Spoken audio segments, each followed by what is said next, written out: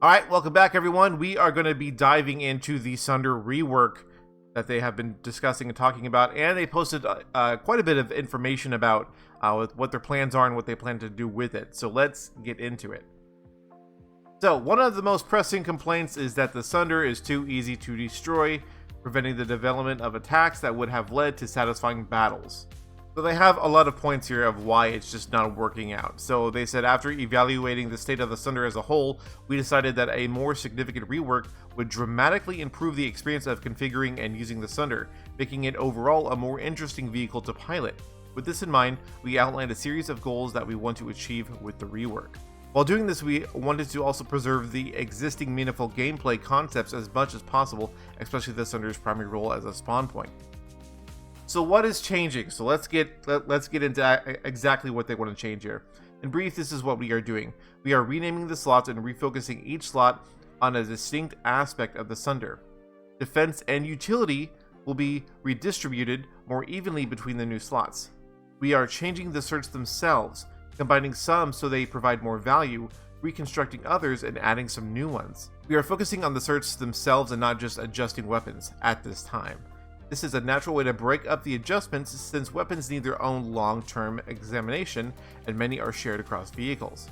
Now they posted a little chart here of the new certification loadout as it follows. Passive, you have your AMS deployment, we're going to have the deploy shield, stealth module, and point defense, and then for armor, we're going to have nano armor, enhanced plating, reactive armor, and your shield disruptor.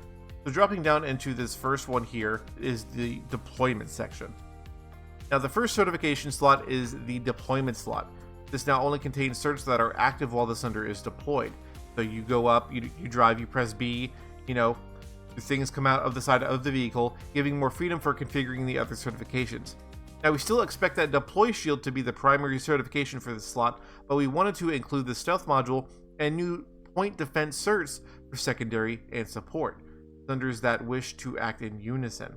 So the deploy shield will be reworked to behave more like a mini Citadel shield with a health that will protect players spawning and provide more resistance against alpha strikes. The stealth module remains mostly the same. The cloaking effect that used to be only available in the last slot is being moved to part of the baseline certs. We are looking into what other benefits can be provided by improving it. Now finally, we are adding point defense to the Sunderer. This will provide improvements to the Sunderer's weapons at the cost of range, so their projectile speed, fire rate. Our hope is to balance this properly so that both the slot cost and the need for the turrets to be manned are worth taking the cert without making the Sunderer oppressively offensive. If that balance cannot be found here, we will likely remove it before release. Now next up is the armor slots. Sunderer defensive choices have been moved to their own dedicated cert slot. This will be a combination of old and new certs that will hopefully give players meaningful choices about what to take for different situations. So first up we have Nanite Armor.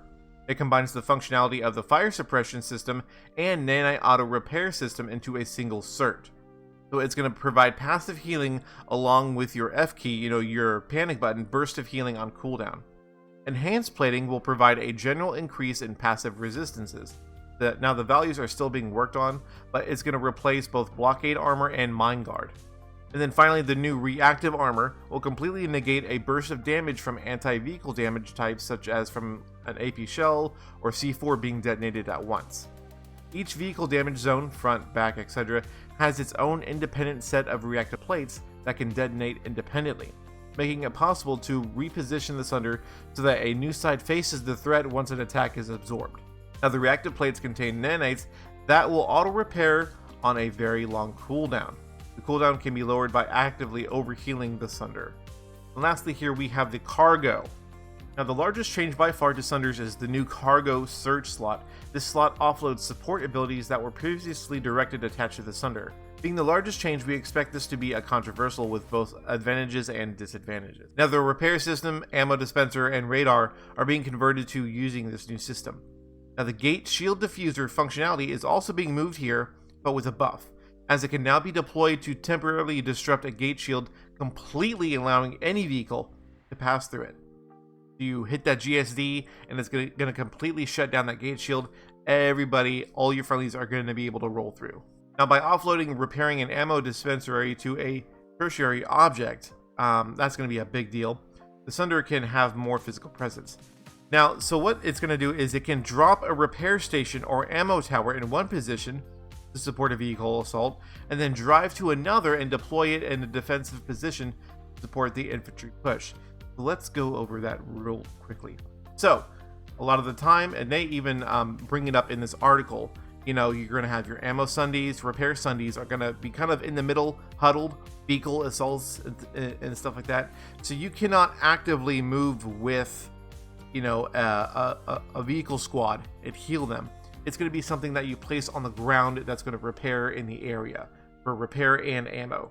So I'm not sure how that's going to work out.